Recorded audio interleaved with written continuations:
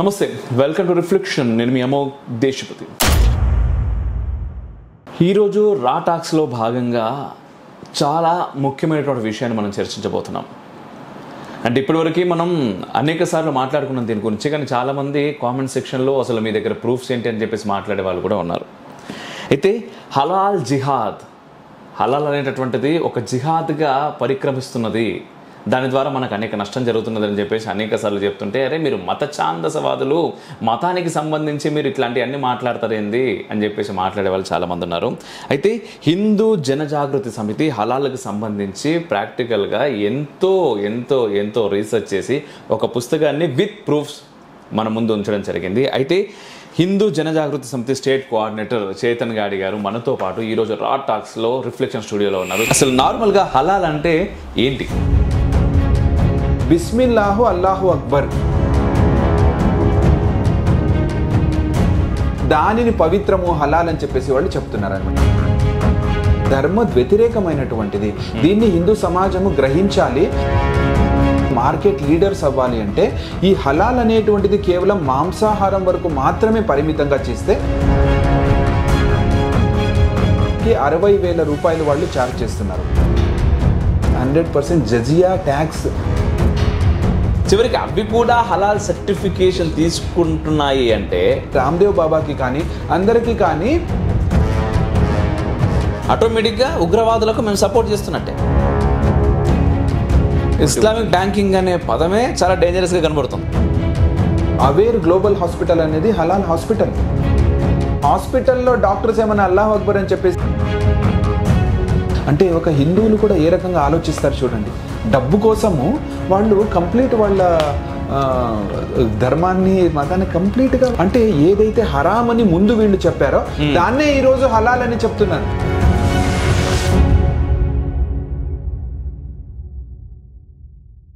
సర్జీ నమస్తే. ధన్యవాదాలు. నమస్కారం అండి. ఎలా ఉన్నారు? బాగున్నాను. ఎస్, అయితే మనం డైరెక్ట్గా ఇన్ఫర్మేషన్లోకి వెళ్ళిపోదాం. నిజంగా అయితే మీరు హలాల్ జిహాద్ అని చెప్పేసి ఈరోజు ఒక పుస్తకాన్ని నా చేతిలో పెట్టారు. చూడగానే అంటే ఆల్రెడీ కొంత జ్ఞానం నాకు దీనిపైన ఉంది, అంటే నేను దీని గురించి చదువుతున్నాను. అయితే ఇక్కడ ఏదైతే ఉందో ఇది ఫస్ట్ ఫ్రంట్ పేజ్ చూసిన తర్వాత నేను ఇంకొంచెం షాక్కి గురయ్యాను. ఏంటి అంటే ఇప్పటివరకు నాకు మందుల విషయంలో హలాల్ ఉంటుందని తెలియదు. అచ్చా.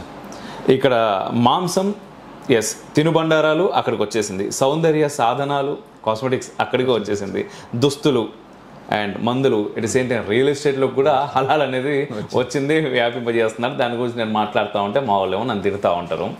అండ్ మీరేంటంటే ఈ పుస్తకాన్ని విత్ ప్రూఫ్స్ ఎవ్రీథింగ్, ఎంత 84 పేజెస్ ఉన్నాయి దీంట్లో. 84 ఒక్కో పేజ్ ఒక్కో డైనమైట్ అన్నట్టు మీరందరికీ. సో దీని గురించి మనం మాట్లాడుకుందాం. అండ్ ఎందుకంటే ఎక్కువ మందికి, చాలా మందికి తెలియాల్సినటువంటి అవసరం ఉంది. నిజం నిజం. అసలు నార్మల్గా హలాల్ అంటే ఏంటి? హలాల్ అనేటువంటిది మనము ఖురాన్లో చూసుకుంటే 51 ఆయత్లో 21 ఆయత్లలో హలాల్ అనేటువంటి పదము కేవలము మాంసాహారానికి సంబంధించి మాత్రమే అక్కడ ప్రస్తావించడం జరిగింది. ఓకే. అందులో హలాల్ అంటే కుర్బానీ ఇచ్చేటప్పుడు ఒక పశువుని కానీ ప్రాణిని కానీ కుర్బానీ ఇచ్చేటప్పుడు చేసేటువంటి ప్రాసెస్, ఏ రకంగా దాన్ని చంపాలి అనేటువంటి ఒక ప్రాసెస్ ఏదైతే ఎక్స్ప్లెయిన్ చేశారో దానిని మాత్రం హలాల్ అని చెప్పేసి చెప్పడం జరుగుతుంది. ఉదాహరణకి ఇప్పుడు హలాల్ అని వాళ్ళు ఏ రకంగా ఇది హలాల్ చేసినటువంటి మాంసము అని ఎట్లా వాళ్ళు దాన్ని ఐడెంటిఫై చేస్తారంటే, హలాల్ ఇప్పుడు చేస్తున్నారు అంటే ఆ ఒక ప్రాణి లేదా పశువు ఏదైతే ఉందో దానిని కోసేవాడు 100% ముస్లిమే ఉండాలి, వాడు యంగ్స్టరే ఉండాలి. రెండోది వచ్చేసి కోసేటప్పుడు ఆ ప్రాణి యొక్క మెడ ఏదైతే ఉంటుందో అది మక్కా దిశలో ఉండాలి. కోసేటప్పుడు వాడు బిస్మిల్లాహు అల్లాహు అక్బర్ అనేటువంటి ఆయత్ని చదువుకుంటూ కోయాలి. అది కూడా రక్తనాళము, వాయునాళము, కంఠం యొక్క నరాలు ఏవైతే ఉంటాయో అవి ఒకేసారిగా తెగిపోవాలి.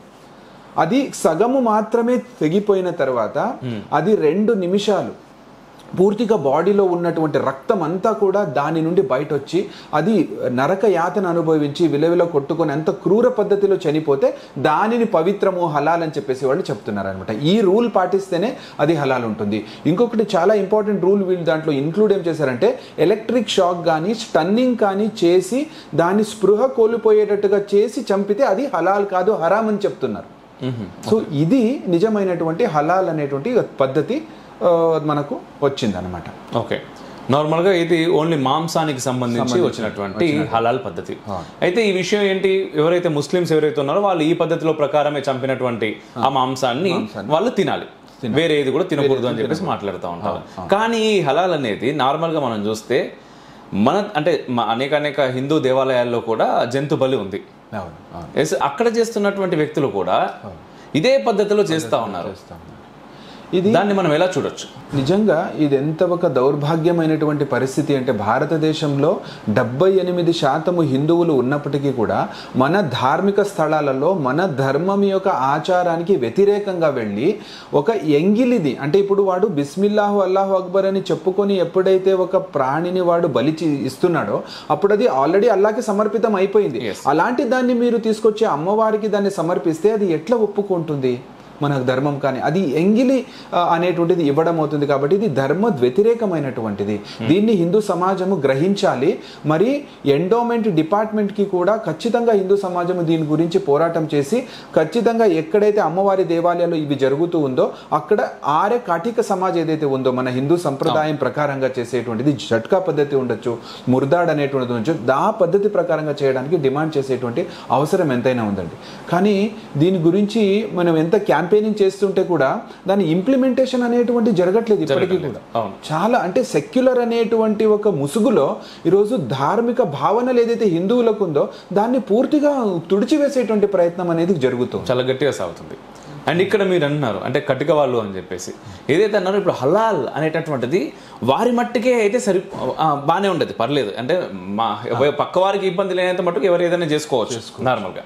కానీ ఎప్పుడైతే హలాల్ చేసిందే మిగిలిన వాళ్ళందరూ అంటే ఎవరు తినాలన్నా ఎవరు చేయాలన్నా ఆటోమేటిక్గా అంటే వాళ్ళు తింటేనే తినేలాగా మేము చేయాలి అని చెప్పి హలాల్ సర్టిఫికేషన్ అనేది ఒకటి వచ్చింది. అది ఎప్పుడు వచ్చింది అనేది మనం మాట్లాడుకుందాం. అయితే అది రావడం చేత ఎవరైతే ఈ మాంసమే అంటే మాంసాన్ని చేయడం అనేటటువంటిది వృత్తిగా తీసుకున్న కటిక సమాజం ఏదైతే ఉందో వాళ్ళకి వృత్తి లేకుండా పోతుంది. 100% అండి అది.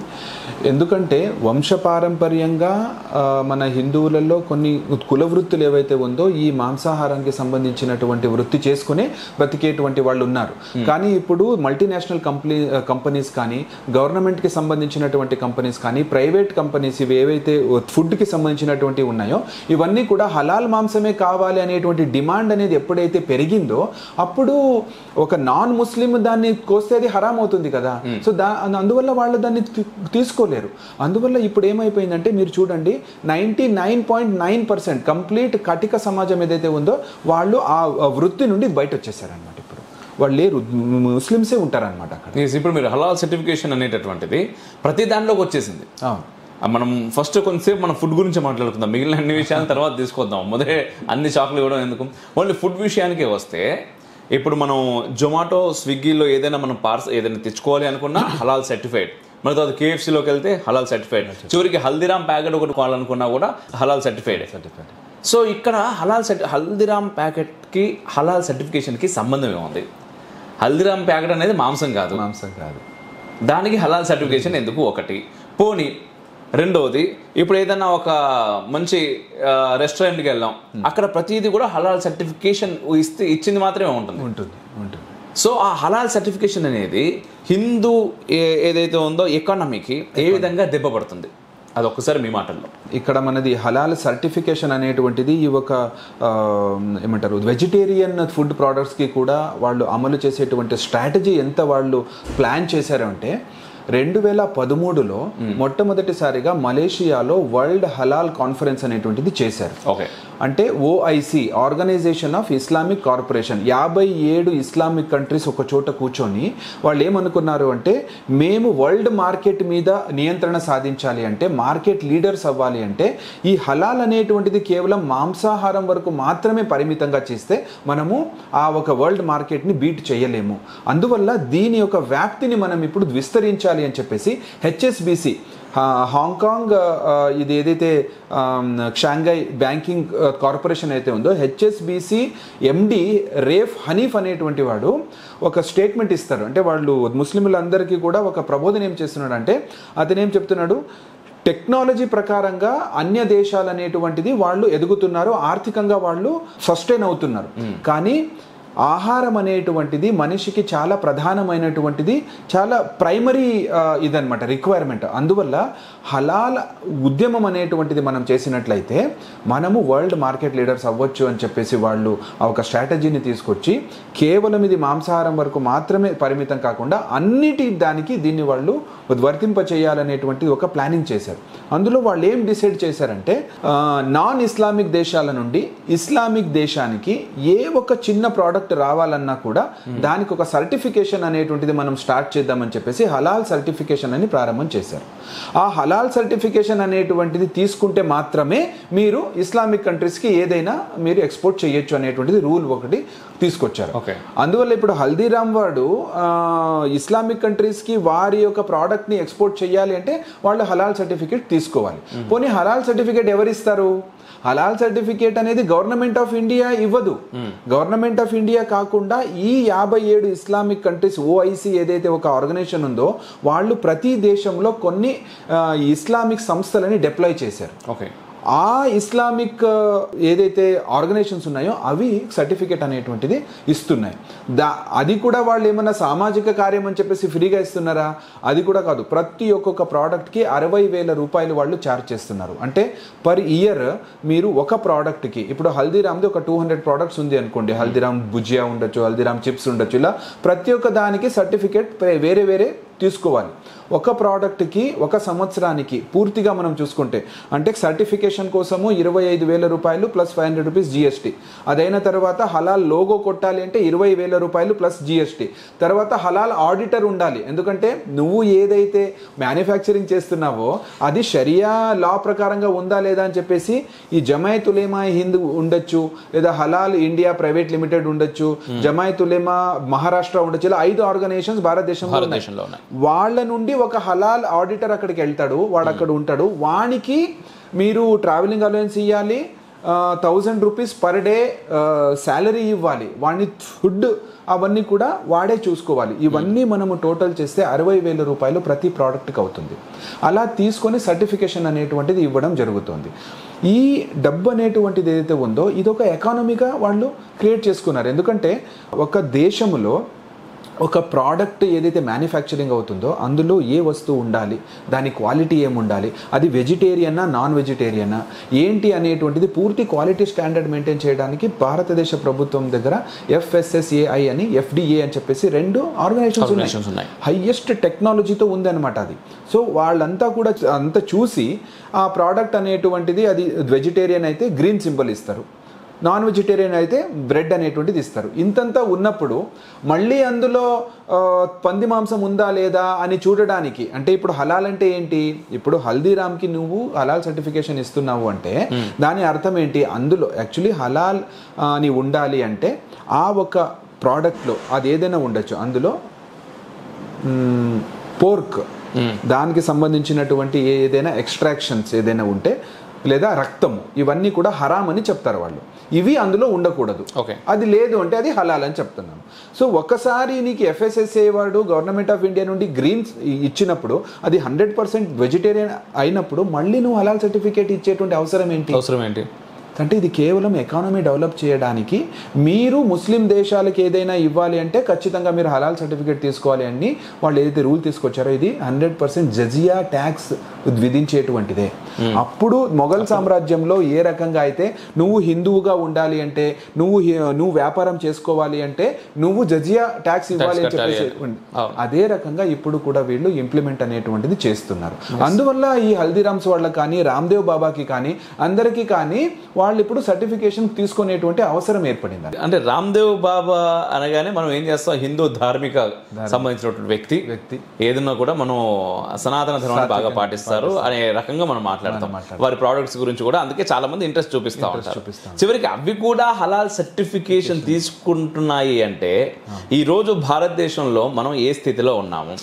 అండ్ ఇంకొకటి హలాల్ ఎకానమీకి సంబంధించి ఇంతకుముందు మీరు మాట్లాడినట్టుగా అంటే దాదాపుగా $3 ట్రిలియన్ దాదాపుగా భారత్ ఎకనామిక్ ఈక్వల్గా. సో పోనీ అన్ని డబ్బులు ఎవరికి వస్తున్నాయి అంటే కేవలం ఒకే ఒక సామాజిక వర్గానికి మాత్రమే చేరుతాయి. ఎందుకంటే హలాల్ సర్టిఫికేషన్ ఇవ్వాలి అంటే దానికి సంబంధించి ప్రతి ఒక్కరు కూడా అల్లాను విశ్వసించేవారే ఉండాలి.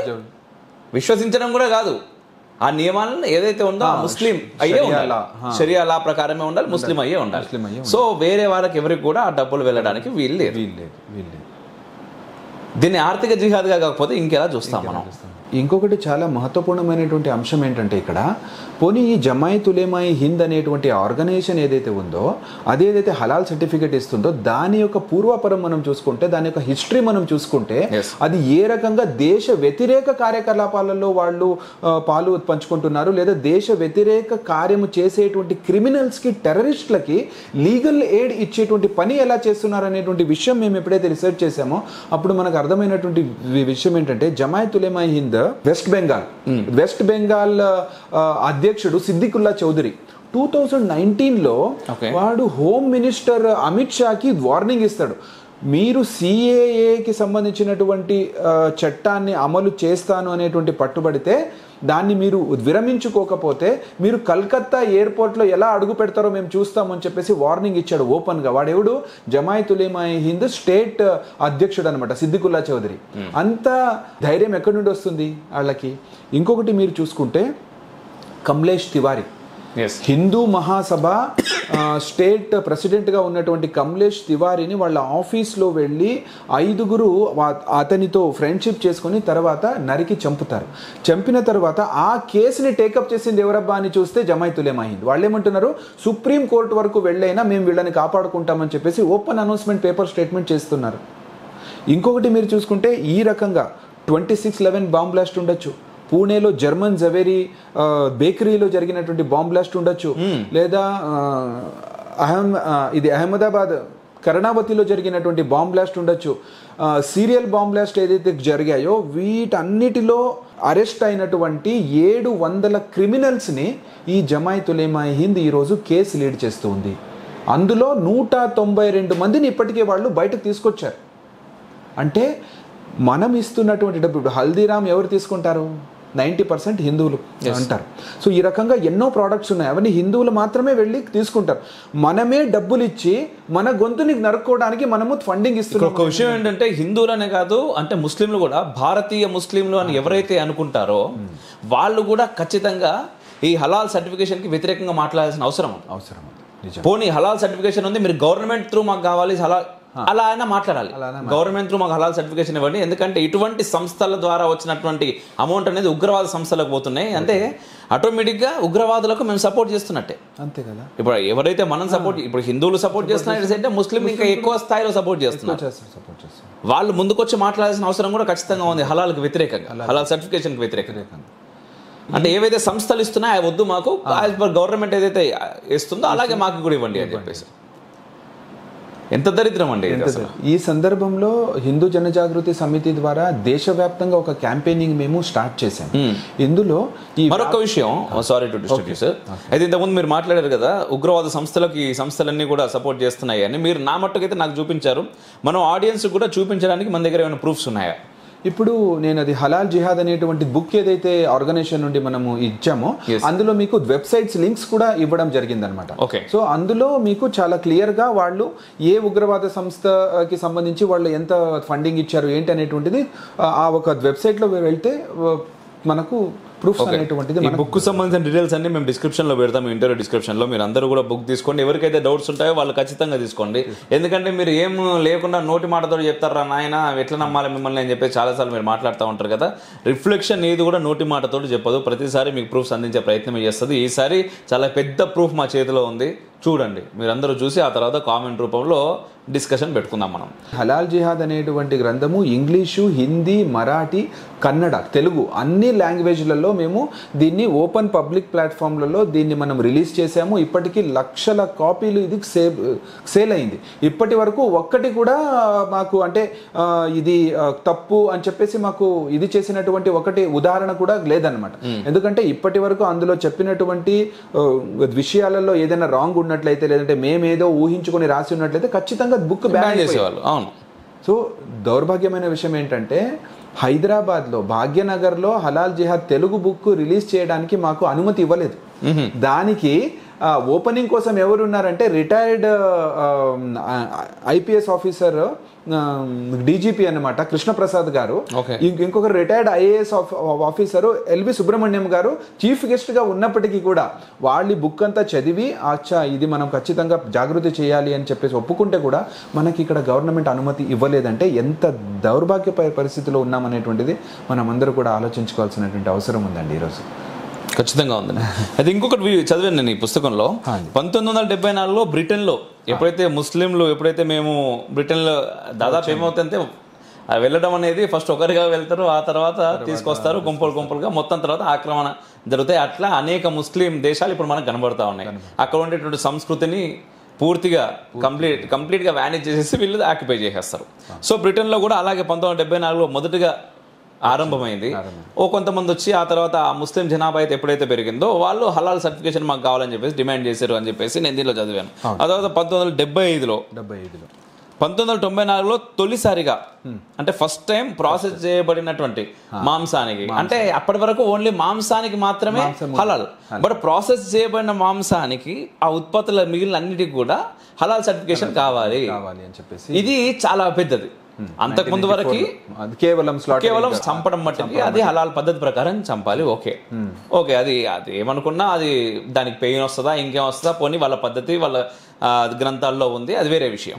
కానీ ఇక్కడ ఉత్పత్తుల్లోకి అన్నిటికీ కూడా హలాల్ సర్టిఫికేషన్ ఉండాలి అనేటటువంటి ఏదైతే ఉందో 1994లో వచ్చిందని మీరు అంటున్నారు, అక్కడ నుంచి అసలైనటువంటి వీళ్ళ ఆట మొదలైందని నేను అనుకుంటున్నాను. 1994 నుండి ప్రారంభమైంది. అది అలాగే వాళ్ళు ముందు కొనసాగించుకుంటూ వెళ్తూ వాళ్ళు 2011లో ఒకటి మలేషియాలో ఒకటి కాన్ఫరెన్స్ చేశారు. అందులో వాళ్ళు ఏమనుకున్నారంటే ఇస్లామిక్ బ్యాంకింగ్ ఏమంటారు హలాల్ ప్రోడక్ట్ ఇండస్ట్రీస్ అండ్ హెచ్ఐపి హలాల్ ఇండస్ట్రియల్ ప్రొడక్ట్స్, ఈ రెండిటి మధ్య కూడా ఒక మంచి సమన్వయం అనేటువంటిది ఉంటే ఖచ్చితంగా మనము వరల్డ్ లీడర్స్ అవ్వచ్చు అనే. ఇస్లామిక్ బ్యాంకింగ్ అనే పదమే చాలా డేంజరస్ గా కనబడుతుంది. మీరు కరెక్ట్ గా చెప్పారు. యాక్చువల్లీ వాళ్ళు హలాల్ సర్టిఫికేషన్ ఇంట్రడ్యూస్ చేసే కన్నా ముందు మొట్టమొదటిగా భారతదేశంలో ఇస్లామిక్ బ్యాంకింగ్ తీసుకురావాలని ప్రయత్నం చేశారు. కానీ సుబ్రహ్మణ్యం స్వామి గారు సుప్రీంకోర్టులో పిటిషన్ వేసి భారతదేశం ఒక సెక్యులర్ దేశము, ఇలాంటి దేశంలో షరియా లా ప్రకారంగా బ్యాంకింగ్ ఉండడం ఏంటి, అసలు ఇక్కడ ఉండడానికి వీల్లేదు అని చెప్పేసి వాళ్ళు పిటిషన్ వేస్తే అప్పుడు ఈ ఇస్లామిక్ బ్యాంకింగ్ అనేటువంటిది ఇక్కడ జరగనివ్వలేదు. సో ఇస్లామిక్ బ్యాంకింగ్ రాలేదు కదా, ఇంకా ఏ రకంగా మనము ఇక్కడ లోపలికి వెళ్ళాలి అనేటువంటి ఉద్దేశంతో వాళ్ళు మత స్వేచ్ఛ, రైట్ టు ఈట్, నాకు మతం చెప్పినటువంటి దాన్ని నేను తినొచ్చు అనేటువంటి ఒక కాన్సెప్ట్ని తీసుకొచ్చుకొని వాళ్ళు హలాల్ అనేటువంటిది ఇంట్రొడ్యూస్ చేస్తున్నారు. మీరు ఒక్కటి ఇక్కడ గమనించాలి, వాళ్ళు ఎంత స్ట్రాటజిక్గా ప్లాన్ చేస్తున్నారంటే, అంటే స్టార్టింగ్లో ఎట్లా ఈ హలాల్ అనేటువంటిది ఇంత వ్యాప్తి చెందింది అంటే, వాళ్ళు ఒక రెస్టారెంట్కి వెళ్తారు, రెస్టారెంట్కి వెళ్ళి వాళ్ళు అక్కడ ఆర్డర్ చేస్తారు, చికెన్ బిర్యానీ ఆర్డర్ చేశారు అనుకోండి, చేసిన తర్వాత వాడు అడుగుతాడు ఇది హలాలా అని. అప్పుడు ఇంకా హలాల్ గురించి అంత అవగాహన లేదు కాబట్టి అలా ఏం లేదు అంటే, అరే నువ్వు నా ధర్మాన్ని భ్రష్టు పట్టించావు, ఇది నా ఒక దీనికి అగేన్స్ట్ అని చెప్పేసి వాళ్ళ మీద కేసు బుక్ చేశారు.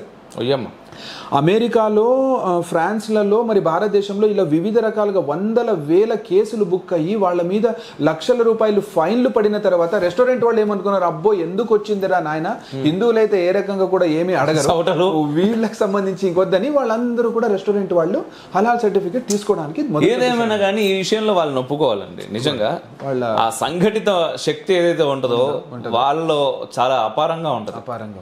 ఒక్కరు ముందుకు వస్తే దానికోసం ఎంతమంది అయినా దేనికోసమైనా సిద్ధంగా ఉంటారు.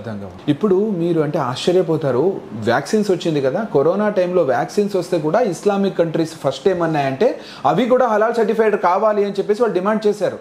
తర్వాత అలా మేము చేయలేము, ఆల్రెడీ ఇది మ్యానుఫ్యాక్చరింగ్ అయిపోయింది, కావాలంటే తీసుకోండి లేదంటే వద్దు అంటే ఇంకా ప్రాణాల మీదకి వచ్చింది కాబట్టి దాన్ని ఒప్పుకొని వాళ్ళు తీసుకున్నారు. అంటే వాళ్ళు ఎంత జాగృతంగా ఉన్నారు చూడండి, వ్యాక్సిన్ వచ్చినా కూడా అది హలాల్ సర్టిఫైడ్ రావాలి మా కంట్రీస్కి అని చెప్పేసి. ఇప్పుడు వ్యాక్సిన్ల విషయంలో హలాల్ సర్టిఫికేషన్ అంటే ఎలా చేస్తారు నార్మల్ గా వాళ్ళ ప్రకారం? అంటే ఇప్పుడు అది కూడా వీళ్ళ ద్వారా సర్టిఫికేట్ తీసుకొని వీళ్ళకి డబ్బులు వస్తుంది కదా, అంతే. అంటే ఓన్లీ సర్టిఫికేటే ఆ సర్టిఫికేట్ కి మళ్ళీ కొన్ని రూల్స్ ఉంటాయి. లీగల్ రూల్స్ ఏంటి, దాంట్లో ఎవరు చేయాలి. ఇప్పుడు మరి వ్యాక్సిన్ చేసేటటువంటి బ్రెయిన్ ఒకవేళ హిందూ బ్రెయిన్ అయింది అనుకోండి, ఏంటి పరిస్థితి? ఇప్పుడు మీరు చూడండి, వ్యాక్సిన్ కోసం ఏదైతే లోపల అక్కడ ఇది యూస్ చేస్తారో అది పోర్క్ సంబంధించింది ఉండకూడదు అని చెప్పేసి వాళ్ళు చెప్తున్నారు. ఓకే, అది ఏది ఉందో మీరు ల్యాబొరేటరీ ఏదైతే ఉంటుందో అక్కడ మీరు అడిగితే వాళ్ళు దాని గురించి మీకు అఫీషియల్ గా ఇవ్వచ్చు. అవును ఇందులో పోర్క్ లేదంటే అయిపోతుంది కదా, దానికి హలాల్ సర్టిఫికేషన్ ఎందుకు కావాలి? ఇప్పుడు దావత్ బాస్మతి రైస్ హలాల్ సర్టిఫికేషన్ అంటున్నాడు. పండించే రైతు హిందూ, అక్కడ నుండి తీసుకొచ్చి హోల్సేల్లో చేసేటువంటి వాళ్ళు, దాని తర్వాత రీటైల్ చేసే 90% హిందూస్ ఉంటారు. బియ్యం పండించిన తర్వాత వాడు సంక్రాంతి సమయంలోనో దేని సమయంలోనో దేవునికి సమర్పించి ఇది బాగుండాలని చెప్పేసి ప్రార్థన చేసుకుంటారు ప్రతి ఒక్క ఇది రైతు కూడా. అది హలాల్ ఎలా అవుతుంది? కేవలం ఎకానమీ కోసం ఈ రకంగా వాళ్ళు చేస్తున్నారు. ఫార్చ్యూన్ ఆయిల్ హలాల్ చేశారనమాట. ఇప్పుడు అన్నారు ఇక్కడ ఇంకో పాయింట్ కూడా, మీరు అంటే హిందువులందరూ పండించింది హలాల్ సర్టిఫికేషన్కి వెళ్ళాలి అంటే దాంట్లో పోర్క్ రిలేటెడ్ ఏం లేదు అని చెప్పేసి రావాలి, అంతేనా? ప్రస్తుతానికి అంతే అంతే అంతే. లేదు అంటే నెక్స్ట్ లెవెల్కి వచ్చేసరికి ఓకే, అక్కడ పండించేవాడు కూడా ముస్లిమే ఉండాలి, తీసుకొచ్చేవాడు ముస్లిమే ఉండాలి అనే స్థితికి రాదు అనడానికి మనం ఏమైనా చెప్పగలం? రాదు అని చెప్పలేం. యాక్చువల్లీ మీరు ఇది చాలా మంచి పాయింట్ ఇక్కడ లేవనెత్తారు. స్టార్టింగ్ లో వాళ్ళ స్ట్రాటజీ అదే ఉండేది, ఫ్రమ్ ఫార్మ్ టు ఫోర్క్, అంటే పొలము నుండి తినేటువంటి కస్టమర్ వరకు ఆ చైన్ సిస్టమ్ లో ఎవరు అన్య మతస్థులు ఉండకూడదు. రైతు నుండి హోల్సేల్ నుండి రీటైల్ నుండి తినేటువంటి వ్యక్తి వరకు ఉండకూడదని స్టార్టింగ్ చేశారు. కానీ ఇప్పుడు ఉన్నటువంటి మల్టీనేషనల్ కంపెనీస్ ఏదైతే ఫుడ్ ప్రోడక్ట్స్ ఏదైతే ఉన్నాయో వాళ్ళని బీట్ చేయలేరు కదా వీళ్ళు. అందువల్ల అందులో కాంప్రమైజ్ అయిపోయి వాళ్ళు సర్టిఫికేషన్ అనేటువంటిది తీసుకొచ్చారు. స్టెప్ బై స్టెప్ ఫస్ట్ అది లేదు, అది వచ్చింది. ఇప్పుడు ఓన్లీ హలాల్ అనేది ఫస్ట్ ఓన్లీ ఫుడ్ లోనే ఉండింది, ఫుడ్ లోనే కూడా మాంసంలోనే ఉండింది. ఆ తర్వాత వెజ్ కి వచ్చింది. ఇంతకుముందు మీరు చెప్పినట్టుగా కాస్మెటిక్స్ కి వచ్చింది, మెడిసిన్ కి వచ్చింది, డ్రెస్సెస్ కి వచ్చింది, అండ్ మాల్స్ కి రావడం ఏంటండి హలాల్ అనేది? హలాల్ మాల్స్ అనేటువంటిది ఇప్పుడు మీకు ఇస్లామిక్ కంట్రీస్ లలో మలేషియా కానీ ఇండోనేషియాలో కానీ ఉంటుంది. అక్కడ ఏంటంటే హలాల్ క్షేత్రం అంట, అంటే అక్కడ హలాల్ ప్రోడక్ట్స్ మాత్రమే అమ్మబడతాయి అన్నమాట. అలాంటి దుకాణాలు మాత్రమే ఉంటాయి, అలాంటి తినుబండారాలు మాత్రమే ఉంటాయి. అలాంటి హలాల్ మాల్స్ కూడా అక్కడ వచ్చిందనమాట. ఇక్కడ కూడా మీరు ఇప్పుడు చూస్తే హలాల్ అపార్ట్మెంట్ అనేటువంటిది కొచ్చిన్లో, కేరళలోని హలాల్ అపార్ట్మెంట్. అంటే దాని రూల్స్ ఏం తెలుసా? చాలా కామెడీగా ఉంది. దాని రూల్స్ ఏంటి అంటే అది హలాల్ అపార్ట్మెంట్ గా వాడు సర్టిఫై చేయాలి అంటే స్విమ్మింగ్ పూల్ ఏదైతే ఉంటుందో అది మహిళలకి వేరు ఉండాలి అంట, మరి పురుషులకి వేరు ఉండాలి. అలాగే నమాజ్ టైమింగ్ ఏదైతే చెప్తుందో అలాంటి క్లాక్స్ ఉండాలి. మరి శౌచాలయం ఏదైతే ఉంటుందో అది మక్కా దిశకి వ్యతిరేకంగా ఉండాలి. అలా ఉంటే దానికి హలాల్ సర్టిఫికేషన్ ఇస్తున్నారు. అంటే ఏ రకంగా ప్రతి ఫీల్డ్లో కూడా వాళ్ళు ఒక ప్యారలల్గా ఎదగడానికి దీన్ని ఒక ఆసరగా చేసుకుంటున్నారు. హలాల్ హాస్పిటల్స్ ఉంది, మీకు తెలుసా? హైదరాబాద్లో మీకు అవేర్ గ్లోబల్ హాస్పిటల్ అనేది హలాల్ హాస్పిటల్. చెన్నైలో గ్లోబల్ హెల్త్ సిటీ హలాల్ హాస్పిటల్.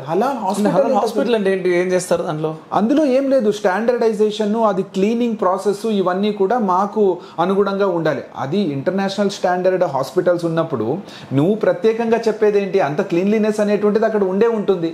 హాస్పిటల్లో డాక్టర్స్ ఏమైనా అల్లాహ్ అక్బర్ అని చెప్పేసి ఆపరేషన్ చేయాలా? ఇప్పుడు నువ్వు చెప్తున్నావు అది హలాల్ సర్టిఫికేట్ ఉండాలి అంటే డాక్టర్స్ అందరూ వాళ్ళే ఉంటారు? లేదు, డాక్టర్స్ అందరూ వాళ్ళే, పేషెంట్స్ అందరూ వాళ్ళే, అట్లే ఉండదు కదా. అట్లా పేషెంట్స్ హిందువులే కావాలి, మళ్ళీ డబ్బులు ఇచ్చేవాళ్ళు వీళ్ళే కదా ఎక్కడ చూసినా. ఇందులో వాళ్ళు చెన్నైలో ఈ హలాల్ సర్టిఫికేషన్ తీసుకున్నప్పుడు ఆ ఒక ఏమంటారు global health city hospital director ఏం చెప్పాడంటే, ఈ సౌదీ అరేబియా నుండి లేదంటే ఈ ఒక ఇస్లామిక్ దేశాల నుండి ఈ రాజులు ఎవరైతే ఉంటారు కదా, ఈ వీళ్ళు పెద్ద శ్రీమంతులు, వాళ్ళని అట్రాక్ట్ చేయడానికి మేము ఇది హలాల్ సర్టిఫికేట్ తీసుకుంటున్నాము. అప్పుడు ముస్లిమ్స్ అంతా కూడా మా హాస్పిటల్స్కి వస్తారు అని చెప్తున్నారు.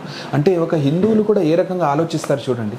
డబ్బు కోసము వాళ్ళు కంప్లీట్ వాళ్ళ ధర్మాన్ని, మతాన్ని కంప్లీట్గా అంటే బేసిక్గా ఎందుకు అంటే ఇప్పుడు సనాతన ధర్మాన్ని పాటించే వాళ్ళు ఎవరైతే పాటిస్తున్నామో మా సనాతన ధర్మం ఎవరైతే అనుకుంటున్నారో వాళ్ళందరూ ఎక్కడికైనా వచ్చేస్తారు. వాళ్ళకి అవసరం లేదు కదా. ఫస్ట్ ఆఫ్ ఆల్ హలాల్ అనే ముచ్చట కూడా వాళ్ళకి అవసరం లేదు. పోనరా ఎవడన్నా టక్కున మీలాంటాడో నాలంటాడో బుడుక్కున వచ్చి అది కాదరా స్వామి ఇంత పరిస్థితి అంటే నువ్వు బొట్టు పెట్టుకున్న మతోన్మాదే అంటాడు. సో ఇంత పరిస్థితి ఉంది. ఇంకొక విషయం మన హిందూ సమాజము గుర్తించాలి హలాల్ సందర్భంలో.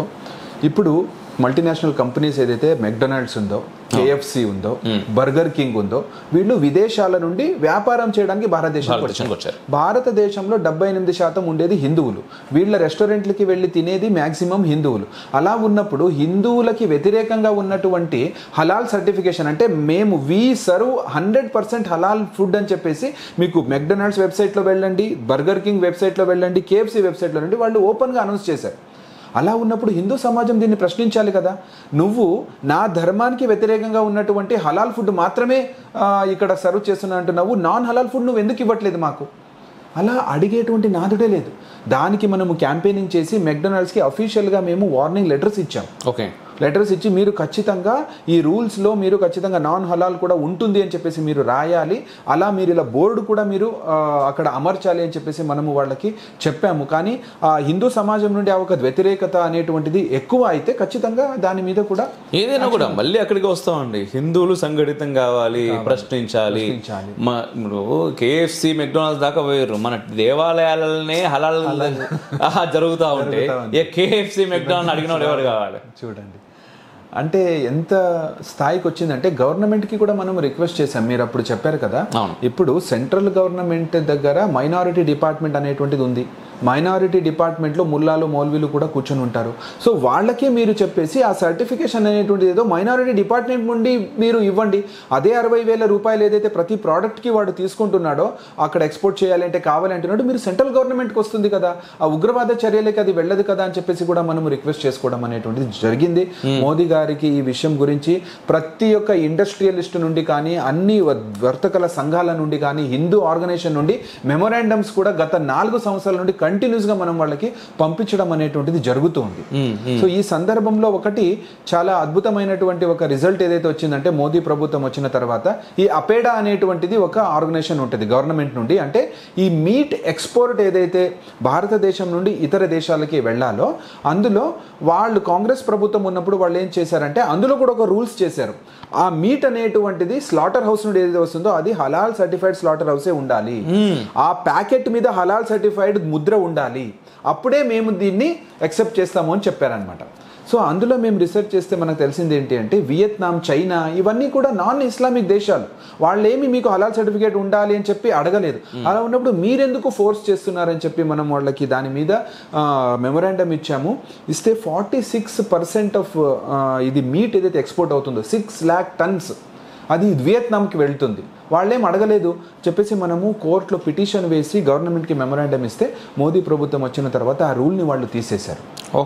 దీనివల్ల 46,000 కోట్ల రూపాయలు ప్రతి సంవత్సరం ఈరోజు మనము కాపాడుతున్నాం అనమాట. లేదంటే అది హలాల్ మార్కెట్ వాళ్ళకి వెళ్ళిపోతూ క్యాప్చర్ చేస్తుంది, అంతే కదా, వాళ్ళకి క్యాప్చర్ చేసేస్తున్నారు. ఎంత ప్రమాదం ఉంది అనేటువంటిది హిందూ సమాజం గ్రహించాలి. ఏదో హలాల్ అంటే వాళ్ళకి సంబంధించిన పద్ధతి అని మనం వదిలేయడానికి వీల్లేదు. ఇది భారతదేశ ఆర్థిక వ్యవస్థపై చాలా పెద్ద దెబ్బ ఉంది. ఇప్పుడు జిహాదీల చేతులలో మీకు $3 trillion వెళ్ళిపోతే వాళ్ళు ఏదైనా చేయొచ్చు కదా. అందువల్ల మనము ఈరోజు సంఘటితంగా రావాలి. హలాల్ సర్టిఫికేషన్ అనేటువంటిది ఇల్లీగల్ అండి. ఇది 100% ఇల్లీగల్. ఏ దేశ ప్రభుత్వం కూడా ఒప్పుకోదు. కేవలం ముస్లింల సంతుష్టీకరణ కోసము ఈరోజు భారతదేశంలో ఇది ఇల్లీగల్ సర్టిఫికేషన్ నడిపిస్తున్నారు. ఈ రవిరంజన్ సింగ్ అంటే జట్కా కార్పొరేషన్ అని కూడా వాళ్ళు స్టార్ట్ చేశారనమాట. ఎయిర్ ఇండియాలో ట్రావెల్ చేస్తూ ఉంటే వాళ్ళకి ఇచ్చినటువంటి ఏదైతే ఫుడ్ ఉందో అది హలాల్ ఉంది. వాళ్ళు అడిగారు, నేను ఒక సిక్ రాహత్ మర్యాద అని చెప్పేసి వాళ్ళకు ఒక రూల్స్ ఉంటుందన్నమాట సిక్స్ వాళ్ళకి. ఆ రాహత్ మర్యాదలో చాలా క్లియర్గా చెప్పారు కతువా మరి హలాల్ అనేటువంటిది నిషిద్ధమైనది, మీరు దాన్ని తినకూడదు అని చెప్పేసి వాళ్ళ గ్రంథాల్లో ఉంది. వాళ్ళు డైరెక్ట్ దాన్ని కోట్ చేసి చెప్పారు, ఇది నా గ్రంథం ఒప్పుకోదు, మీరు నాకు ఎందుకు ఇది ఇస్తున్నారు అని చెప్పేసి దాని మీద ఫైట్ చేస్తే తర్వాత ఎయిర్ ఇండియా తర్వాత కొన్ని రోజుల తర్వాత వాళ్ళు ఏమి ప్రకటించారంటే మేము ఇప్పుడు ఎయిర్ ఇండియాలో నాన్ హలాల్ కూడా ఇస్తున్నాము అని వాళ్ళు చెబుతున్నారంట. ఈ రకంగా ప్రశ్నిస్తేనే మాత్రమే మార్పు అనేది మొదలవుతుంది. ఇప్పుడు నిజంగా స్విగ్గీలోనో జొమాటోలో మనం ఆర్డర్ పెట్టినప్పుడు చిన్నగా ఏదో చిన్న ఆ ఫుడ్లో టేస్ట్లో కానీ లేకపోతే వాడు తీసుకొచ్చిన ప్యాకింగ్లో చిన్న ప్రాబ్లం వస్తేనే ఆ ఫోటోలు తీసి ఈ ఫోటోలు తీసి మనం రిటర్న్ చేస్తూ ఉంటాం, వాడికి పంపిస్తూ ఉంటాం, కంప్లైంట్లు ఇస్తూ ఉంటాం. అట్లాంటిది పూర్తిగా మనకు వ్యతిరేకమైనటువంటి ఒక ఫుడ్ మన దగ్గరికి వస్తున్నప్పుడు దీనిపైన మన నోరు ఎందుకు లేస్తలేదు? ఇప్పుడు అలాగే అంటే వాళ్ళు ఒక చైన్ సిస్టమ్ ఎట్లా ఫామ్ చేశారు, హిందూ సమాజం దీన్ని గ్రహించాలి. ఇప్పుడు ఒక రెస్టారెంట్కి హలాల్ సర్టిఫికేషన్ ఇవ్వాలి అంటే వాళ్ళ రూల్స్ ఏమంటే హలాల్ ఇన్స్పెక్టర్ ఉంటాడు అక్కడ, హలాల్ ఆడిటరో ఇన్స్పెక్టర్ అనేటువంటి ఉంటాడు. 24 hours 365 days ఆ రెస్టారెంట్ లో వండేటువంటిది ఏదైనా ప్రోడక్ట్ ఉంటుంది హలాల్ సర్టిఫైడ్ అయ్యే ఉండాలి. దాని శాలరీ ఎవరు ఇస్తారు అతనికి? వీళ్ళు ఇవ్వాలి. ఎవరు? రెస్టారెంట్ వాడు ఇవ్వాలి. శాలరీ ఇవ్వాలి, వానికి ట్రావెలింగ్ అలవెన్స్ ఇవ్వాలి, వానికి ఫుడ్ కూడా ఇవ్వాలి. అది రూల్స్ అన్నమాట. సో అంతేకాకుండా మీకు ఒక చికెన్ బిర్యానీ వాడు వండుతూ ఉంటే ఆ చికెన్ హలాలే ఉండాలి, ప్లస్ మసాలా హలాలే ఉండాలి, ఉప్పు హలాలే ఉండాలి, బియ్యము హలాలే ఉండాలి, పప్పు హలాలే ఉండాలి. అప్పుడు మాత్రమే ఆ చికెన్ బిర్యానీ హలాల్ అవుతుంది. అలా వాడు 365 days చేస్తే మాత్రమే ఆ రెస్టారెంట్కి హలాల్ సర్టిఫికేషన్ వస్తుంది. అంటే ఒక చైన్ సిస్టమ్ ఏ రకంగా డెవలప్ చేసుకుంటూ మొత్తము హిందువుల ఒక వ్యాపారం మీద ఏ రకంగా ఇది దాడి అనేది మన హిందూ సమాజం ఈరోజు అర్థం చేసుకోవాలండి. ఇప్పుడు హల్దీరామ్ ఉన్నాడండి, హల్దీరామ్ చిప్స్కి 18 rupees 20 rupees ఉంది అనుకుందాం. వాడు సర్టిఫికేషన్ తీసుకోవాలి అంటే అదనపు వాడికి 60,000 రూపాయలు ప్రతి సంవత్సరం అవుతుంది కదా. వాడెందుకు వాడు జోబులో వేస్తాడు? ఆ చిప్స్ ప్యాకెట్ మీద 2 rupees 3 rupees వాడు ఎక్కువ చేస్తాడు. అది ఎవరు తీసుకుంటున్నాము? మళ్ళీ మనమే హిందువులు తీసుకుంటున్నాము. ఇది హిందూ సమాజం అర్థం చేసుకోవాలి, ప్రశ్నించాలి. అప్పుడు మాత్రమే ఇది సాధ్యమవుతుంది. హలాల్కు వ్యతిరేకంగా పోరాడాలి, ప్రశ్నించడమే కాదు, ఇంకా పోరాటమే చేయాలి. ఖచ్చితంగా ముందుకు రావాలి, మాట్లాడాలి. ఇంకొకటి హలాల్ ఫ్యాషన్ అనేది ఒకటి చూసాను నేను పుస్తకంలో. అదేంటది వినడానికే చాలా విచిత్రంగా. యాక్చువల్లీ ఎంత అంటే ఎకానమీ కోసం వీళ్ళు ఎంత దిగజారిపోతున్నారంటే అండి, మీరు చూడండి, ఇప్పుడు ఆజాన్ చేస్తారు కదా, ఆజాన్ వచ్చేది లౌడ్ స్పీకర్లలో వస్తుంది. ఆజాన్ అనేటువంటిది అల్లా యొక్క స్వచ్ఛమైన శబ్దము. ఇది మానవ నిర్మిత లౌడ్ స్పీకర్లలో వినిపించడం అనేటువంటిది హరాం అని చెప్పేసి వాళ్లే చెప్పారు. కొన్ని సంవత్సరాల క్రితం లౌడ్ స్పీకర్స్ హరాము, కానీ మత ప్రచారము కోసము ఇది చాలా ఉపయోగం ఉంటుంది అని చెప్పేసి కనుక్కున్న తర్వాత వీళ్ళు ఏం చేశారంటే లౌడ్ స్పీకర్స్ని హలాల్గా మార్చేశారనమాట. అదే బ్యూటీషియన్ చేసుకోవడము కానీ మేకప్ చేసుకోవడము ఇస్లాంలో హరాం అండి. అలా ఉన్నప్పుడు హలాల్ ఫ్యాషన్ అని తీసుకొచ్చి ఈరోజు హిజాబ్కి, నకాబ్కి, ప్లస్ బుర్కాకి, అలాగే వాళ్ళు మీరు ఏదైతే ఐబిఏ అనేటువంటి కాస్మెటిక్ కంపెనీ 100% హలాల్ సర్టిఫికేషన్ ఇస్తున్నారు. అంటే ఏదైతే హరామ్ అని ముందు వీళ్ళు చెప్పారో దాన్నే ఈరోజు హలాల్ అని చెప్తున్నారు. అంటే ఎంత ఎకానమీ కోసము ఎంత కన్నా వాళ్ళు దిగజారుతారు అనేటువంటిది ఇందులో మనకు చాలా స్పష్టంగా అర్థమవుతుందండి. అండ్ మీరు హలాల్ బ్యాంకింగ్ గురించి అన్నారు కదా, ఒక్కసారి ఏంటి ఆ హలాల్ బ్యాంకింగ్ పరిస్థితి ఏంటి అంటే ఎలా ఉంటుంది దాన్ని? ఇప్పుడు ఇస్లాంలో షరియా లా ప్రకారము వడ్డీ తీసుకోవడము అనేటువంటిది హరాం. అందువల్ల వాళ్ళ దాంట్లో ఎట్లా అంటే వాళ్ళు ఏం ప్లాన్ చేశారంటే ఇస్లామిక్ బ్యాంకింగ్ అనేటువంటిది తీసుకొచ్చి ఇస్లామిక్ బ్యాంకింగ్ హలాల్ ప్రోడక్ట్ ఇండస్ట్రీస్కి సపోర్ట్ చేస్తాయి అనమాట. వాళ్ళు డబ్బులు ఇస్తారు, వీళ్ళు స్టార్ట్అప్ చేస్తారు, అన్ని కూడా ప్రోడక్ట్స్ మ్యానుఫ్యాక్చర్ చేస్తారు. ప్రోడక్ట్ మ్యానుఫ్యాక్చర్ చేసిన తర్వాత వచ్చినటువంటి ఇన్కమ్ ఏదైతే ఉంటుందో, ప్రాఫిట్ ఏదైతే ఉంటుందో వాళ్ళు మళ్ళీ ఇస్లామిక్ బ్యాంకింగ్లోనే ఇన్వెస్ట్ చేయాలి. అప్పుడు వీళ్ళిద్దరి మధ్య ఒక సమన్వయం ఉన్నప్పుడు చాలా అద్భుతంగా వాళ్ళ యొక్క ఇది అవుతుంది అని చెప్పేసి వాళ్ళు ప్లాన్ చేస్తే, మలేషియాలో దీని గురించి వాళ్ళు చేస్తే 6.9% వాళ్ళది ఏదైతే ప్రాఫిట్ ఉండేదో అది 22%కి వెళ్ళిందండి 11 yearsలో. అందువల్ల వాళ్ళు సక్సెస్ అయ్యారు. కాబట్టి ఇప్పుడు దీన్ని అన్ని చోట్లలో ఇంప్లిమెంట్ చేస్తారు. ఎవరు ఉంటారు హలాల్ బ్యాంక్స్లో? ఈ హలాల్ బ్యాంక్స్లో అంతా కంప్లీట్ ముస్లిమ్సే. ఇది అంటే ఇది అన్ని ఇప్పుడు మలేషియాలో, ఇండోనేషియాలలో ఇప్పుడు ఇస్లామిక్ బ్యాంకింగ్ ఉంది. సో ఈ హలాల్ అనేటటువంటిది ఒక ఆర్థిక జిహాద్ అని చెప్పేసి ఎన్నిసార్లు చెప్పినా కూడా ఎంతో మంది వ్యతిరేకిస్తూనే ఉన్నారు. బట్ ఇప్పుడు విత్ ప్రూఫ్స్ తోటి సార్ చెప్తా ఉన్నారు అసలు ఆర్థిక జిహాద్గా హలాల్ ఏ రకంగా ఉపయోగపడుతుంది. అండ్ $3 trillion అంటే ఏంది? ఒక గవర్నమెంట్కి ఆన్పార్ విత్ గవర్నమెంట్ వాళ్ళు ఒక ఆర్థిక వ్యవస్థని డెవలప్ చేసుకొని ఎవరి కోసం చేస్తున్నారు అనే విషయాన్ని మనం ఆలోచించాలి కదా. చేసుకున్న తర్వాత ఆ డబ్బు మన చేపల నుంచి పోయిన డబ్బు ఉగ్రవాదుల మీదకి పోయి మళ్ళీ ఆ నొగ్గనా కొడుకులు బాంబులు పెట్టి మనల్ని చంపుదొప్పుతున్నారు. ఇక్కడ ఆ విషయాన్ని మనం గమనించాలి కదా. ఓన్లీ హిందువులని కాదు, భారతీయులం మేము అనుకునేటటువంటి ముస్లింలు కావచ్చు, క్రిస్టియన్లు కావచ్చు, పార్సీలు కావచ్చు, సిక్కులు కావచ్చు, ఎవరైనా కావచ్చు, ఈ దేశంలో బ్రతుకుతున్నటువంటి ప్రతి ఒక్కళ్ళు కూడా ఈ హలాల్ ఆర్థిక జిహాద్కు వ్యతిరేకంగా మాట్లాడాల్సిన అవసరం చాలా ఉన్నది. సార్ మీరు అంటే దీనికి హలాల్కి ఆల్టర్నేటివ్గా మనకు జట్కా పద్ధతి అని చెప్పేసి ఒకటి ఉంది. ఇది ఫుడ్ విషయంలో మాత్రమే, ఓన్లీ ఫుడ్ విషయంలో మాత్రమే ఉంది. మిగిలిన అన్ని విషయాల్లో మనం ఎందుకంటే గవర్నమెంట్కి మనం విన్నవించుకోవాలి. అంతే, గవర్నమెంట్ చేసేటువంటి పని ఇది. యాక్చువల్లీ హిందూ సమాజము జాగృతం చేయాలి. వాళ్ళు కూడా దీన్ని బైకాట్ చేశారనుకోండి. ఇప్పుడు 90% మెక్డొనాల్డ్స్ వీటికంతా వెళ్ళే వాళ్ళు మనమే. కాబట్టి మనం ఒక్కసారి లేదు ఇక్కడ మీరు హలాల్ అనేది ఇస్తున్నారు కాబట్టి మేము హిందువులం దానికి తినము అని చెప్పేసి చెప్తే ఖచ్చితంగా వాళ్ళు కూడా దిగొస్తారు, ప్రాఫిట్ కావాలి. కానీ గవర్నమెంట్ ఇది ఒక వ్యతిరేకమైనటువంటిది కాబట్టి దానికి రూల్స్ అనేటువంటిది తీసుకురా. గవర్నమెంట్ ఎందుకు తీసుకురాలేకపోతుంది అంటారు? ముస్లింల తుష్టీకరణ, అదే ఎంతసేపు మైనారిటీ సంతుష్టీకరణ, దానికోసం వాళ్ళు ఒక స్టెప్ కూడా దిగట్లేదు. కానీ ఒకటి యోగి ఆదిత్యనాథ్ గారు చేసినటువంటి అద్భుతమైన ఒక కార్యం ఏంటంటే ఇదే ఒక బుక్ని వాళ్ళకి చూపించి మొత్తం ప్రూఫ్స్ అంతా వాళ్ళకి ఇచ్చిన తర్వాత వాళ్ళకి మేము రిక్వెస్ట్ చేసాం, కనీసం మీరు మీ స్టేట్లో అన్న దీన్ని మీరు బ్యాన్ చేయండి. ఎందుకంటే ఒక స్టేట్లో బ్యాన్ అయితే తర్వాత దాని యొక్క ఆధారంగా మనం చేయొచ్చు. అంటే యోగి ఆదిత్యనాథ్ ప్రభుత్వము ఇదే సంవత్సరము వాళ్ళు ఒక 4-5 నెలల క్రితము హలాల్ ప్రోడక్ట్స్ని ఉత్తరప్రదేశ్లో బ్యాన్ చేశారండి.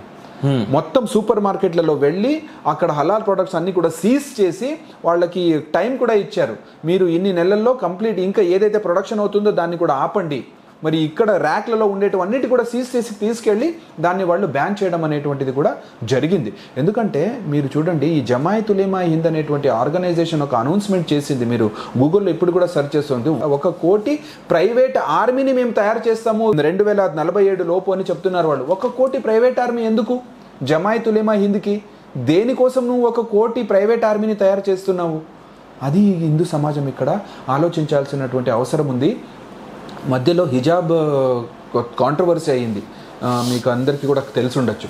అందులో ఒక కాలేజీలో ఒక అమ్మాయి మొత్తము బుర్కాలో వచ్చి అల్లాహు అక్బర్ అని చెప్పేసి ఆమె ఇచ్చేస్తుంది కదా. వాళ్ళకి 5 లక్షల రూపాయలు ప్రోత్సాహధనం ఇచ్చినటువంటి సంస్థ జమాయత్ ఉలేమా హింద్. ఇంత క్లియర్ కట్గా వాళ్ళు చెప్తుంటే చూపించుకుంటూ ఉంటే కూడా అలాంటి సంస్థకి సర్టిఫికేషన్ ఇచ్చే అథారిటీ ప్రభుత్వం ఎలా ఒప్పుకుంటుంది? సో ఇది మనము ప్రశ్నించాలి. దీని మీద ఖచ్చితంగా లాయర్స్కి కూడా మేము చేతులెత్తి ప్రార్థన చేసుకుంటున్నాము. లాయర్స్ కూడా దీని ముందుకొచ్చి దీని మీద హైకోర్టులలో, సుప్రీంకోర్టులలో పిటిషన్లు వేసి దీని మీద ఫైట్ చేసేటువంటి అవసరం ఉంది ఈరోజు. ఖచ్చితంగా ఎవరైతే సనాతన ధర్మం బాగుండాలి, సనాతన ధర్మం వర్ధిల్లాలి, నా దేశం బాగుండాలి అని చెప్పేసి ఆలోచించే ప్రతి ఒక్కరి బాధ్యత అండి ఇది. ప్రతి ఒక్కరి బాధ్యత. ఖచ్చితంగా ప్రశ్నించాలి, ముందుకు రావాలి. చాలా చిన్న టెక్నిక్స్ మనము ఉపయోగించవచ్చు. ఇప్పుడు ఒక 10 మంది హిందువులు మనం అందరూ కూడా వెళ్ళి ఒక రెస్టారెంట్కి వెళ్ళాలి, అక్కడ ఆర్డర్ చేయాలి. ఆర్డర్ చేసిన తర్వాత ఇది హలాలా కాదా అనేటువంటిది అడగాలి. ఇది హలాల్ అని చెప్పితే మనం హిందువులం కాబట్టి మేము ఇది తీసుకోలేమని చెప్పేసి వాడు రిజెక్ట్ చేసి రావాలి. ఇలా చేస్తే కూడా ఖచ్చితంగా మార్పు అనేటువంటిది ఖచ్చితంగా వస్తుంది. ఒక సూపర్ మార్కెట్కి వెళ్ళాలి, అక్కడ నువ్వు ప్రోడక్ట్ తీసుకుంటున్నావు, బ్యాక్ సైడ్లో తిరిగి చూడు, అక్కడ హలాల్ అనేటువంటిది ముద్ర ఉంది, హలాల్ అని రాసి ఉంది అని, నేను ఒక హిందువు, నేను దీన్ని తీసుకోనని చెప్పేసి అడుగు, ఇచ్చేసి రా, నువ్వు వాపస్ రిటర్న్ చేయి. అప్పుడైనా కూడా మార్పు అనేటువంటి. ఈరోజు రత్నదీప్లో, డిమార్ట్లో అన్ని చోట్లలో హలాల్ సర్టిఫైడ్ ప్రోడక్ట్సే ఉన్నాయి. సో ఈ రకంగా మనము ప్రయత్నం చేయకపోతే ఖచ్చితంగా మార్పు అనేటువంటిది ఎక్కడ కూడా రాదు. Yes sir. అండ్ మీతో కలిసి రిఫ్లెక్షన్ కూడా ఈ ప్రయత్నంలో భాగస్వామ్యం అవుతాం. అండ్ మీరు అన్నట్టుగా ఇంతకుముందు హిందూ దేవి అంటే హిందూ దేవాలయాలకు సంబంధించి ముఖ్యంగా ఎండోమెంట్ డిపార్ట్మెంట్కి ఖచ్చితంగా మనం విన్నవించుకోవాలి ప్రస్తుతానికి. ఎందుకంటే మనకు వేరే ఆప్షన్ లేదు, ఎండోమెంట్ డిపార్ట్మెంట్ తప్ప. కాబట్టి ఖచ్చితంగా ఎండోమెంట్ డిపార్ట్మెంట్ చాలా చేస్తున్నాయి. అవన్నీ ఒక విషయం పక్కన పెడితే ముఖ్యంగా ఈరోజు అంటే చాలా దరిద్రం అండి నిజంగా. మళ్ళీ అక్కడికే వస్తున్నావు, అది ఏం మాట్లాడనో కూడా అర్థమైతే లేదు నాకు.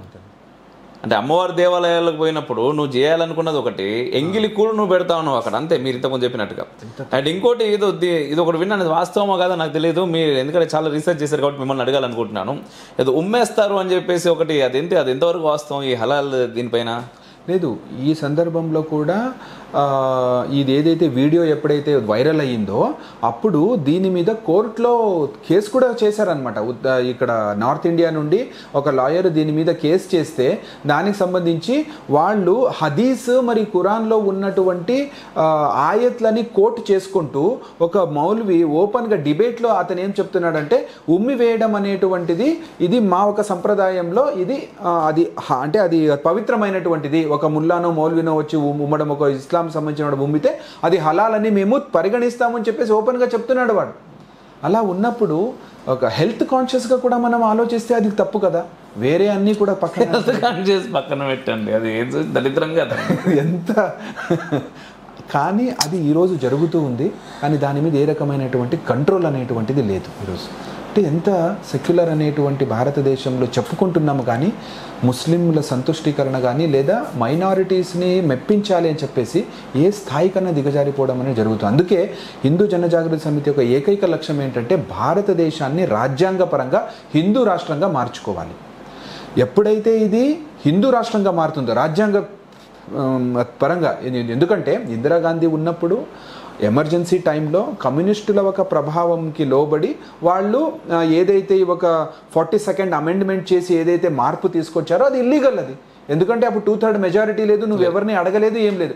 అలా ఉన్నప్పుడు పెట్టిరు. ఆ సవరణ ఇప్పుడు ఇంకొకసారి సవరణ చేసి దీన్ని హిందూ రాష్ట్రంగా మారిస్తే ఇప్పుడు ఈ దరిద్రం అంతా ఒక్కసారిగా వెళ్ళిపోతుంది. అందువల్ల దానికి హిందూ సమాజము కూడా కృషి చేయాలి అనేటువంటిది మనం ఈ సందర్భంగా రిఫ్లెక్షన్ ఛానల్ ద్వారా నేను అందరినీ కూడా ఆహ్వానిస్తున్నాను, కోరుకుంటున్నాను. ఖచ్చితంగా సార్, ఖచ్చితంగా. అండ్ ఏదైతే ఉందో ఈరోజే ఈ హలాల్ దీనికి సంబంధించి ఆర్థిక జిహాద్కి సంబంధించి మనం ఈరోజు ఏదైతే ఇంటర్వ్యూ చేసామో ఇది ప్రారంభం మాత్రమే. ఖచ్చితంగా మన అందరి లోపల మార్పు వచ్చే వరకు మనం పోరాడదాం. దీన్ని జనాల లోపలికి చాలా పెద్ద స్థాయిలో తీసుకువెళ్ళే ప్రయత్నం మీకు తోడుగా రిఫ్లెక్షన్ కూడా ఉంటుంది. రిఫ్లెక్షన్తో కలిసి మనం చేద్దాం. చాలా చాలా ధన్యవాదాలు. ఖచ్చితంగా చేద్దామండి. ఇది ఒక ధర్మ కార్యం ఇది. ఎందుకంటే ఈరోజు పాపులర్ ఫ్రంట్ ఆఫ్ ఇండియా ఉండొచ్చు, లేదా క్యాంపస్ ఫ్రంట్ ఆఫ్ ఇండియా ఉండొచ్చు, ఈ రకమైనటువంటి నిషేధిత సంస్థలు ఏవైతే ఉన్నాయో వాటికి ఫండింగ్ అనేటువంటిది ఎక్కడి నుండి వెళ్తుంది? హలాల్ ఎకానమీ నుండినే వెళ్తుంది. మీకు రైతుకి సంబంధించినటువంటి ఉద్యమాలు ఏవైతే జరిగిందో, సిఏఏకి వ్యతిరేకంగా ఉద్యమాలు జరిగిందో వాళ్ళకి ఫండింగ్ ఇచ్చిన వాళ్ళు ఎవరు? ఈ ఎకానమీ నుండినే అక్కడికి వెళ్తుంది. ఎందుకంటే ఈ ఎకానమీని ఒక్కసారి మనము దెబ్బ కొడితే, ఎకానమీని మనము ఇచ్చేస్తే ఇవన్నీ కూడా సాల్వ్ అవుతుంది ప్రాబ్లమ్స్. అందువల్ల లవ్ జిహాద్ ఉండొచ్చు, గోవులకు సంబంధించినటువంటి సమస్యలు ఉండొచ్చు, ఇవన్నీ కూడా దీని మీద డిపెండ్ అయి ఉంది. హిందూ వ్యతిరేక కార్యకలాపాలు, దేశ వ్యతిరేక కార్యకలాపాలు అన్నీ కూడా దీని ద్వారానే జరుగుతున్నాయి. సింగిల్ ఒక పాయింట్లో చెప్పాలి. ఎస్, అంతే కదా. ఎస్ సార్, దీని గురించి మనం ఇంకా విస్తృతంగా ప్రచారం చేద్దాం. ఇంకా పెద్ద ఎత్తున మనం రాబోయే వారు అమ్మ అనుగ్రహిస్తే పెద్ద ఎత్తున దీనికి సంబంధించిన డిబేట్స్ కూడా మనం రిఫ్లెక్షన్ త్రూ చేయాలి. దానికి మీ సహాయ సహకారాలు మాకు ఖచ్చితంగా ఆశిస్తున్నాం. ఖచ్చితంగా అండి. ఇది మా సేవ, మా యొక్క సాధన ఒక భాగంగా మనము ఖచ్చితంగా ఎప్పుడూ కూడా ఈ విషయంలో ముందుండడానికి సిద్ధంగా ఉన్నాము. ధన్యవాదాలు సార్, మీ అమూల్యమైన సమయం రిఫ్లెక్షన్కి ఇచ్చినందుకు. Thank you so much. ధన్యవాదాలు. చాలా కృతజ్ఞతలు అమోఘ్ గారు. శత్రుమూకల చెర నుండి దేశ రక్షణ నీ ధ్యేయమైతే నీ అవసరం ఇక్కడుంది. Please do subscribe, like and share. దద్దరిల్లేలా పక్కనున్న గంట కూడా కొట్టుర్రి.